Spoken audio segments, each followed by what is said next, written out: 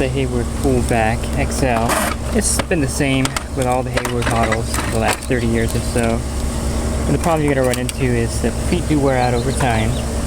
These flaps will eventually wear off too. You have to replace them, otherwise the cleaner won't move properly. And these wings also wear off.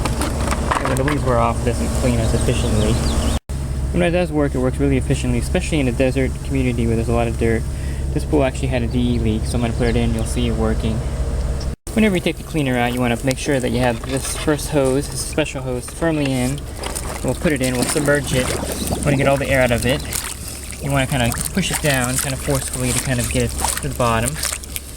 You want to feed the hoses in, and again push them under the water. That way you get all the air out of the hoses. I'm going to attach the next section. So here's a skimmer insert with the Hayward. It's really adjustable. I'm not sure what they did with the bottom part of the insert. I have a spare one I put on here, but it's very similar to this one, and it jams into the skimmer and kind of keeps the skimmer insert in place in there. So you can adjust the suction of the Hayward of the skimmer by turning this blue dial here, and that will increase or decrease the suction. And again, that rubber piece fits right into the skimmer hole to keep that skimmer adapter in there, locked in there good.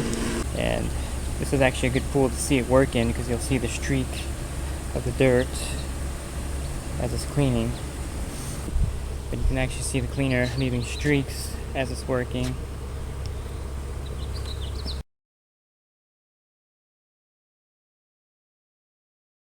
Back at that pool a week later that had the DE leak, you can see that the Navigator pretty much got everything off the bottom. There's actually not one drop of dirt or DE left on the bottom of this one. So it does an excellent job because it's adjusted correctly in the pool. You can see it going up the wall here, and I left this one spotless a week later. And so when this Navigator is working and all the parts are in good order, it does work really well. And that's the one drawback with the Navigator. There's a lot of parts that could go bad, causing it not to work properly. If you have a side port, you definitely want to put a vac lock in. I'll show you this real quick. The vac lock is when the pool turns off. When the cleaner comes out, it'll actually snap shut and lock that side port so no one gets stuck on there. And your motor's fine. It'll just pull from the skimmer. So it just threads in. If you have an old one that's broken, they thread out. You might have to use a wrench to kind of get it out, but they thread right in like this. I'm gonna go ahead and put it in here. The gate does shut. There's two ways to actually open it. You can get a screwdriver, and you can just pop it open with a screwdriver. And also you can use your vacuum hose, and you can actually wedge it in there and just kind of snap it open with the vacuum hose, and that'll work fine. Just make sure the pool's off when you do this, of course.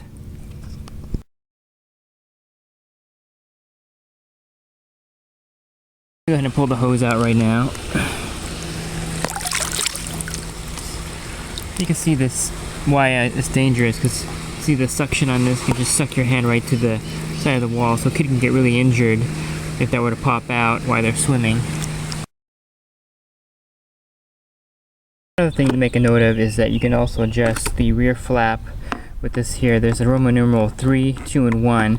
If you don't want the thing to climb the walls, you put it on 1, and that's the lowest adjustment. That means the Navigator will stay mainly on the bottom of the pool. You put it at 2 and it may climb the walls. 3 would definitely get it up if you have enough suction to climb the walls in your pool, depending on what you want. Most of the debris is on the bottom. I have this one set at 2, so it gets up part of the wall, but it stays mainly on the bottom of the pool.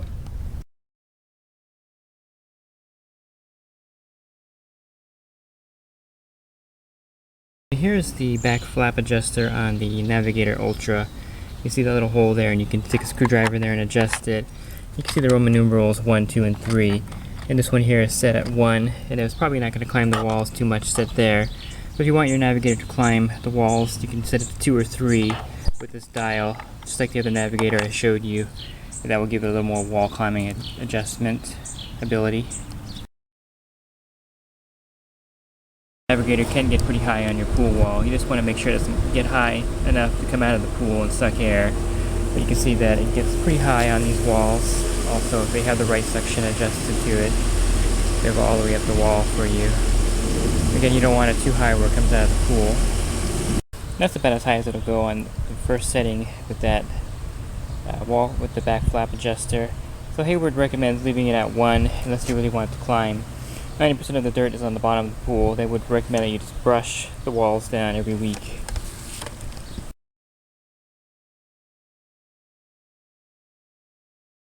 If you don't have a pressure gauge to test the speed of the Navigator, you can just eyeball it and look at it.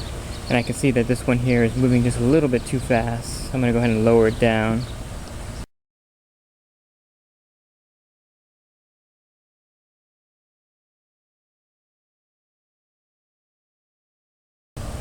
And that's a better pace. You don't want it jamming like that earlier, otherwise you'll wear out the parts really quick.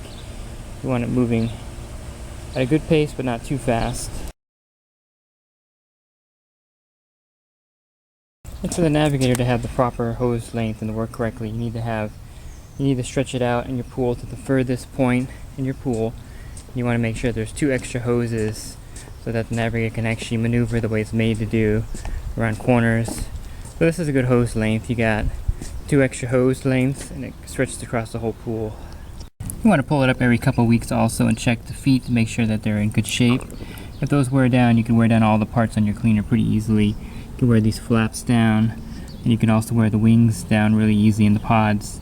So the feet are really important to check and make sure that they're not worn. Okay, the main problem you're going to have is with the A-frame turbine, and there's a kit to replace. I have a video on that on my channel. And that's when you find your cleaner not moving, and it's very touchy. That has to be working perfectly for it to move right. So if that's worn down, the cleaner will not work. Another thing that may happen is that debris may get stuck inside here. Then you have to just take this off and clean it.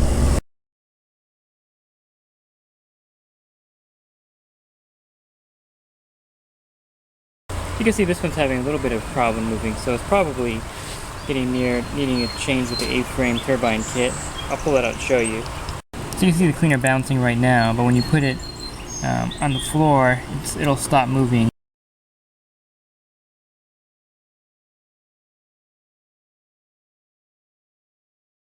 You can see it moving really slowly now, and that's definitely going bad on this particular Navigator.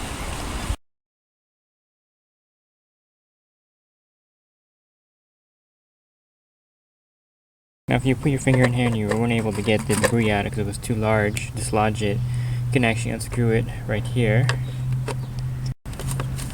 And this comes right off, and I'll show you can actually access the turbine really easily this way. I have a video actually that shows a rock stuck in here. And there's a little bit of debris in there, but you can access that way really easily and get anything that's stuck in there out.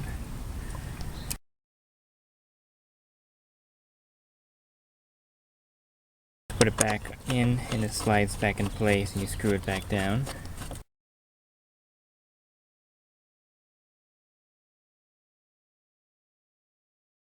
It's an excellent canister to prevent debris from getting stuck in your pump. Here's my collection of Hayward Navigators that the customers got tired of, and I can get these working just by replacing parts on them. One thing about the cleaner, you're gonna go through a lot of parts with the Navigator.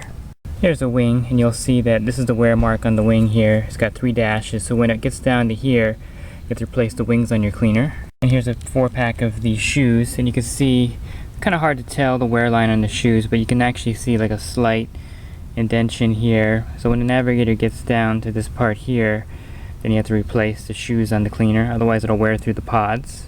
And here's a pod that the wing's attached to, and that if you don't replace the feet, it'll wear out pretty quickly.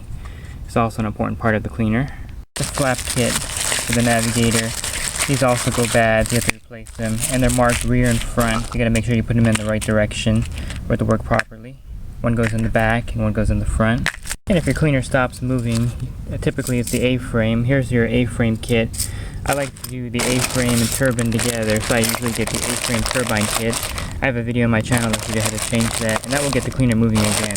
9 times out of 10, that's the problem when it's not moving in your pool. Again, I don't get just the A-frame. Usually I get the A-frame and turbine because that wears out too.